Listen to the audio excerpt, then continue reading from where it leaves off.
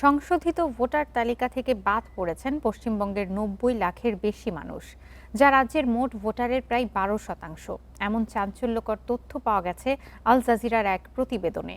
বাদ পড়া ভোটারদের একটি বড় অংশ মুসলিম ধর্মাবলম্বী।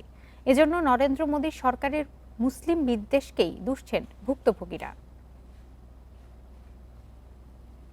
স্পেশাল ইন্টেন্সিভ রিভিশন তথা এসআইআর কার্যক্রমের মাধ্যমে ভোটার তালিকা সংশোধন করছে ভারতীয় নির্বাচন কমিশন।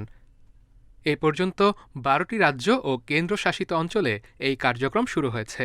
তবে এরই মধ্যে ব্যাপক সমালোচনা আর আইনি চ্যালেঞ্জের সম্মুখীন এই প্রক্রিয়া।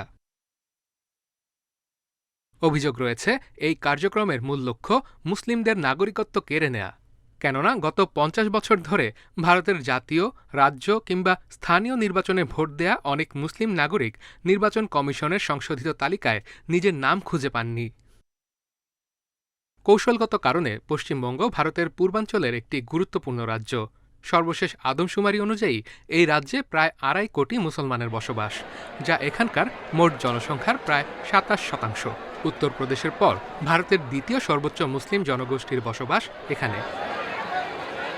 আল জাজিরা জানায়, নতুন এসআইআর তালিকা প্রকাশের ফলে পশ্চিমবঙ্গের ৯০ লাখের বেশি মানুষ ভোটাধিকার হারিয়েছেন, যা রাজ্যের মোট ভোটারের প্রায় ১২%।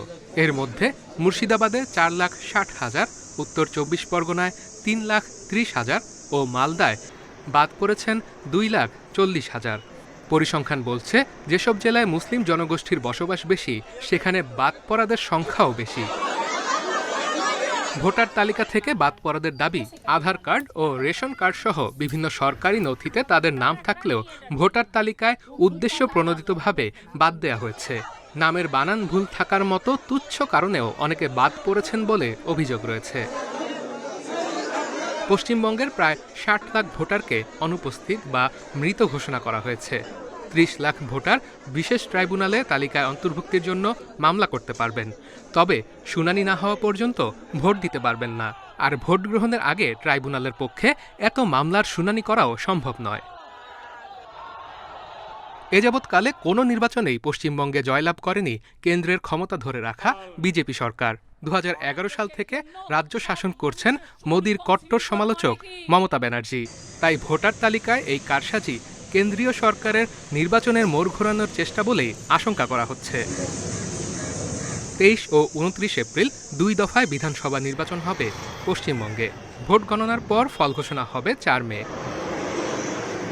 দেওয়ান জামিলুর রহমান, ইন্ডিপেন্ডেন্ট নিউজ।